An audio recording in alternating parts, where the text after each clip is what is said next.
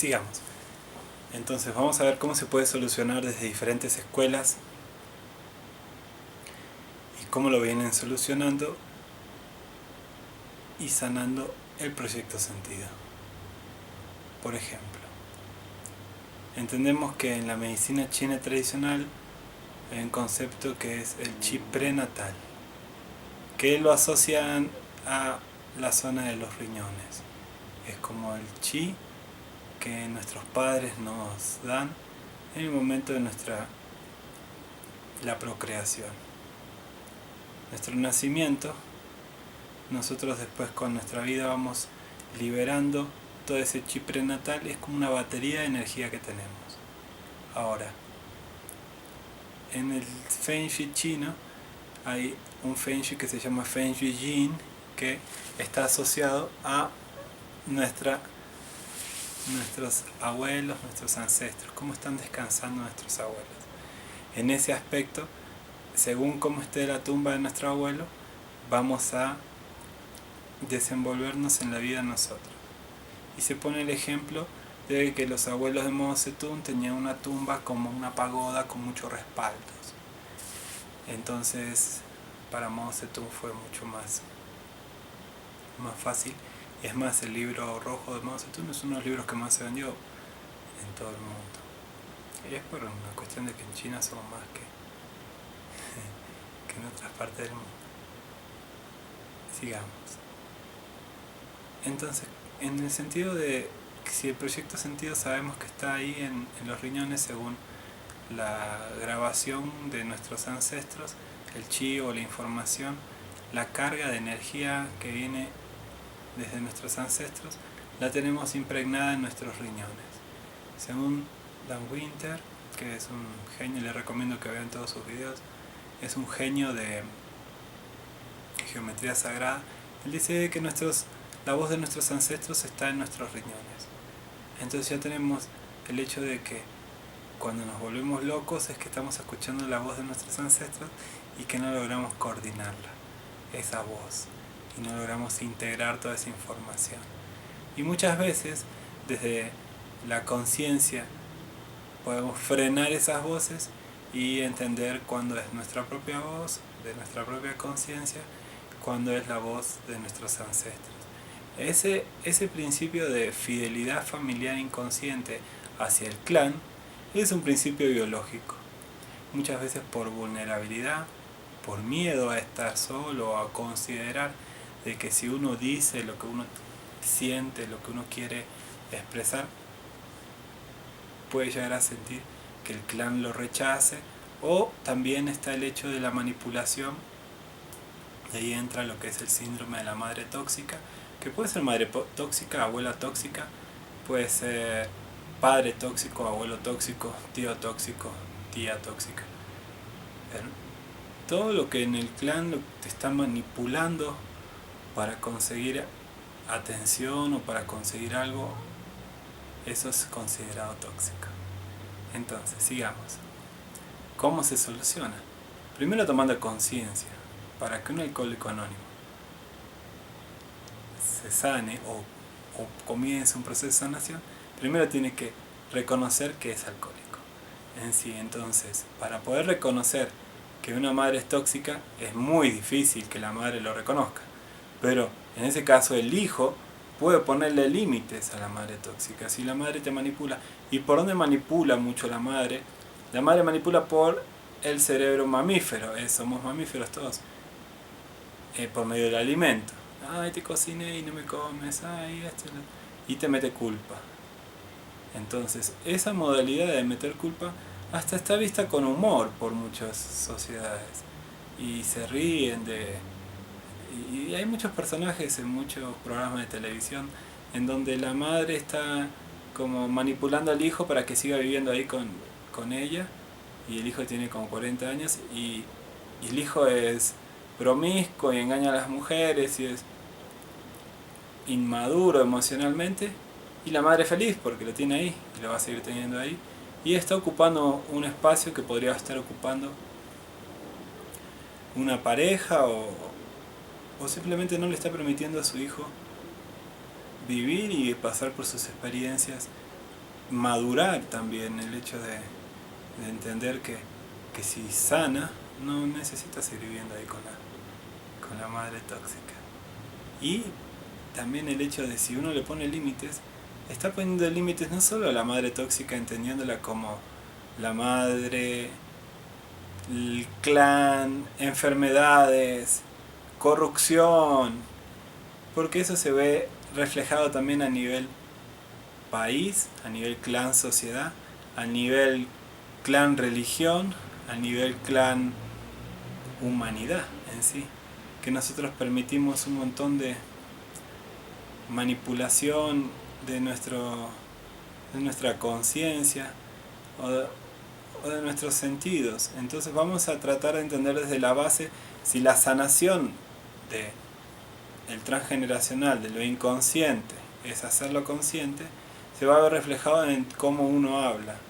Cómo uno le habla a esa madre, y muchas veces la madre está adentro, como una voz interna, lo que decíamos, la voz de nuestros ancestros.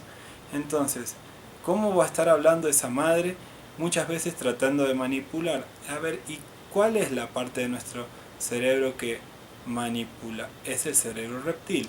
El cerebro reptil, según el neuromarketing, es el que toma el 85% de las decisiones.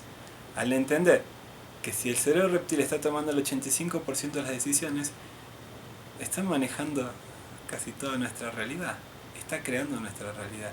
Después se puede ver en más detalle qué es realidad, desde qué punto de vista, desde qué observador, porque el observador modifica lo observado. Entonces, primero vamos a ver qué es la conciencia. Dentro de las escuelas psicológicas, las escuelas que trabajan con el psicoanálisis más antiguas y más avanzadas, está la medicina tibetana, y en el Abhidharma vamos a encontrar que está la conciencia de los 5 sentidos, que todo es fácil de entender: el sentido de la vista, el sentido del olfato, el sentido del sabor, el sentido del tacto, el sentido del oído. Después está la 6ª conciencia, que sería la percepción, que todos sabemos que es la percepción, todos percibimos. Es un observador que nos está comunicando algo. La conciencia la podemos entender como un observador. Entonces después acá podemos aplicar la lógica global convergente del desdoblamiento del tiempo a resolver nuestro transgeneracional.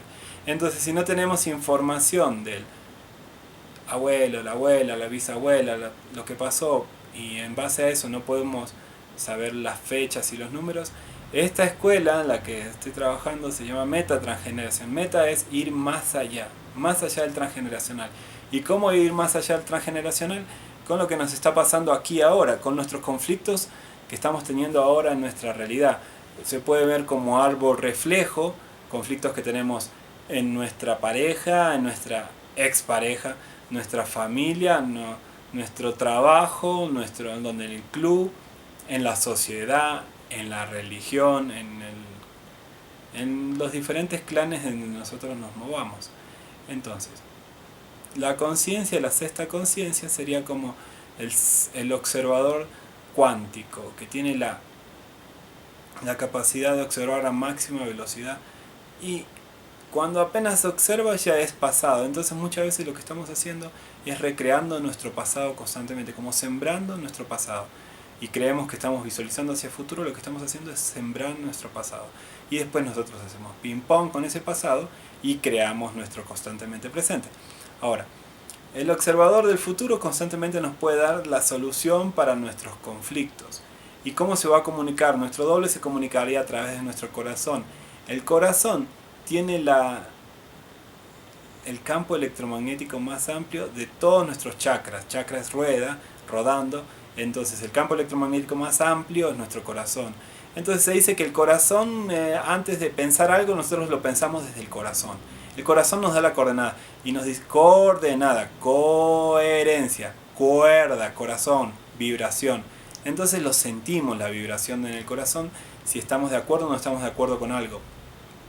Y esos acuerdos que vamos haciendo con la realidad es la que da carga de valor a la realidad. Entonces por eso la carga de valor de la realidad es según el observador. El observador puede ampliar su rango de realidad Y en base a eso, si tiene un observador no dual, no va a tener la misma visión de un observador dual. Dual en el sentido de sentirse yo separado de la totalidad. Ahora, el que valora la valorización, absolutización delusoria de esta realidad es el doble en sí, el ego o el yo, que se considera que está separado de la unidad o la no dualidad o la fuente o Dios o la totalidad o el Tao, como quieran llamarlo. Ahora, entendiendo esa separación, ese comienzo de sentirse separado y empezar a valorar la Matrix, comienza el sueño o la ilusión en sí. Pero, en este caso, si lo vamos a llevar a aplicar eso a la sanación, la sexta conciencia constantemente está percibiendo el registro de lo que va a ser el pasado. Y se comunica a tanta velocidad que nosotros ni nos damos cuenta. Así, no tomamos mucha conciencia de ese hilar fino. Ya es en un grado de conciencia muy avanzado. La séptima conciencia ya es un poco más rápida todavía y está en relación a la conciencia que mira hacia adentro. Es como el juicio que nos autohacemos nosotros. Y la octava conciencia sería el alaya vinaya, que es el flujo del karma. Y en ese estado, el karma, es acción. Son diferentes acciones que nosotros podemos ir vivenciando. Entonces, si sabemos que la octava conciencia es la que está teniendo la carga dramática o de diferentes índoles, para nosotros poder vivenciar esa carga, necesitamos primero que el observador que mira hacia adentro, que es la séptima conciencia, en base a un juicio de valor, active esa situación kármica. ¿Y cómo la activa? Por fidelidad familiar inconsciente. Entonces, la fidelidad familiar inconsciente está cumpliendo un rol de abrir emoción, abrir carga inconscientemente para nosotros vivenciar diferentes dramas, y en esos dramas lo que estamos haciendo es reparando nuestro clan, reparando nuestros diferentes clanes. En la vivencia del drama se va a presentar diferentes circunstancias en las cuales nosotros estamos repitiendo patrones y repitiendo situaciones, repitiendo como si fuera una especie de telenovela. Y en ese momento, si nosotros tomamos conciencia y hablamos y le ponemos límite a alguien que nos está manipulando, a alguien que nos está queriendo tramar, así nos está haciendo un enredo para agarrarnos, para una cuestión atencional, nos está tramando y nosotros le ponemos límite, en ese momento ya hay sanación. En el momento que dejamos de repetir lo tóxico, le paramos a lo tóxico y ya ahí comienza la sanación. ¿Y en qué sentido la sanación? Porque ya en ese momento ya no seguimos vivenciando desde esa inconsciencia. Y si no vivimos desde esa inconsciencia, nuestro corazón nos va a dar una coordenada, va a decir, bien, sigue por ahí, sigue caminando por ese lado. Ahora, si nosotros nos quedamos calladitos y le tenemos miedo a alguien tóxico que nos está abusando, que nos está tramando, entonces en ese momento comienza la enfermedad. Entonces atrás en el clan hay un montón de cargas, de abusos, de hombres abusando de mujeres abusando de hombres, de hombre abusando de niños, mujer abusando de niños. Y nosotros en el momento en el que volvemos a vivenciar esa misma situación y nosotros no le ponemos límite, entonces tenemos que volver a vivenciarla, volver a sufrirla. Y a veces cuando nosotros no la sufrimos, la sufre alguien enfrente nuestro que nosotros le tenemos mucho cariño. Y eso sería como árbol reflejo. El árbol reflejo nos está mostrando por medio de las neuronas espejo información que nosotros tenemos guardada en nuestra memoria celular. Ahora, ¿cómo lo resolvemos y cómo evitamos seguir vivenciando situaciones dramáticas, conflictivas, dolor, seguir reparando? ¿Cómo dejamos de reparar? Tomando conciencia. ¿Tomando conciencia de qué? Del observador y de nuestros sistemas de creencia.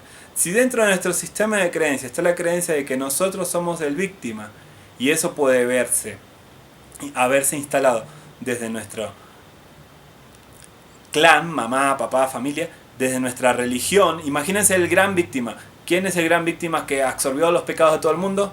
El que está en la cruz. Entonces nosotros absorbemos todo el karma de una estructura, de un clan que mató a 65 mil millones de personas en América. Y entonces que tenemos que comer todo ese karma por solamente meternos en ese clan, por ponernos esa camiseta. Y todos los abusos, se lo come la misma camiseta, esa identidad que tú tienes. Y después el himno, vamos a ver el himno del clan de un país. Vamos a la guerra y te entrego a mi hijo para que vaya a la guerra. Y después se mueren un montón de niños. Y mueren un montón de... Y claro, si tú lo estás verbalizando. Cuando tú estás verbalizando, estás plasmando. Así como está la ley de desdoblamiento del tiempo, que ya estaba aprobada, afirmando de que tenemos una réplica o un doble que ya resolvió todos los asuntos, también está la teoría del plasma, que habla de que el 98% de la realidad es plasma. Entonces lo que viene del Sol, los rayos del Sol, o la energía electromagnética que surge de los púlsares del Sol, que no son así como lineales, son caóticos. Es más, el plasma está considerado como electrones caóticos. Entonces son fractales, fragmentos, y no son así lineales. Eso es importante entenderlo. Ahora, entendiendo esa teoría de que todo es plasma, entonces si hay más plasma en la Tierra, cuando nosotros hablamos, se va a plasmar más rápido. ¿Y cómo se va a plasmar más rápido? En base a que la séptima conciencia, la que mira hacia adentro, en base a lo que nosotros hablamos, lo va a plasmar. En el sentido de que nosotros mismos nos vamos a autojuzgar en base a nosotros cómo juzgamos a los demás. Entonces, ¿qué nos vamos a poner a señalar al clan? Que el clan es tóxico. Nos vamos a poner a señalar a la mamá que es tóxica. No, lo que vamos a tratar es de tomar conciencia de no repetir nosotros en nuestro trato primero con nosotros mismos y después con nuestros hijos, después con nuestros compañeros de trabajo, con nuestros compañeros de fútbol, del club, de la secta en la que estemos. Y en ese momento, cuando nosotros volvemos a pasar a vivenciar la misma situación, tenemos la oportunidad de resolver esa cuestión que estamos repitiendo y que estamos reparando por medio de sentir, porque emoción, energía en movimiento, necesitamos que se mueva esa energía. ¿Para qué? Para poder sanar. La sanación, ¿qué sería entonces? Expresar la emoción. La emoción está encriptada. ¿Por qué está encriptada? Porque nosotros, por fidelidad familiar inconsciente, accedemos a vivenciar esas situaciones dramáticas para resolverlas. Y no es por el ego, yo soy el que voy a resolver todo, voy a sanar a todos, No, es inconsciente muchas veces. Esa inconsciencia tiene que ver con una cuestión de valorar. ¿Y valorar qué? Las creencias. Entonces, por ejemplo, si valoramos a la palabra perdón, biológicamente a la mujer le cuesta más olvidar. Y es sano que tenga esa capacidad de no olvidar, de ser rencorosa, se podría decir. Y sí, es un poco más rencorosa. Recuerda con más dolor en el corazón. Rencor. ¿Tiene más resentimiento? Sí, tiene más resentimiento. El hombre se olvida, es más fácil que el hombre se olvide. El hombre naturalmente era cazador, y iba y cazaba, va a comprar al supermercado, compra el pan y se va. En cambio la mujer era más recolectora. Estamos hablando de que eran. Pero también se le preguntó a las mujeres, ¿qué preferían? En una investigación se hizo. Si estar con su pareja teniendo relaciones o estar con sus amigas yendo al shopping a comprar. Y la mayoría respondió yendo al shopping a comprar. Y a los hombres le preguntaron, ¿qué prefieren estar con su pareja? Sea hombre, sea mujer, sea extraterrestre, sea lo que sea. ¿Y qué dijo el hombre? El hombre prefiere estar con su pareja. Entonces que el hombre está más mamífero. Sí, el hombre es más mamífero y la mujer está más en el cerebro reptil. Entonces, en base a que el hombre está más mamífero y la mujer está más en el cerebro reptil, el hombre está generando, en vez de tener un Edipo hacia la mamá, hacia lo que sería la mujer, está teniendo un Edipo inverso hacia el hombre. Y la mujer, como está más en el cerebro reptil, en vez de tener un Electra hacia el papá, lo está teniendo hacia la mamá. Entonces, al entender desde dónde nos estamos identificando, desde qué parte del cerebro, podemos entender un montón de conflictos a nivel relaciones. Y en relación también al dinero. Pero vamos a ordenar primero lo de proyecto sentido. ¿Cómo se sana? Primero entendiendo que ese proyecto no es de uno. Lo más claro de entender el himno. El himno lo hicieron hace ¿cuántos años? 500 años, 400 años, 300 años. 200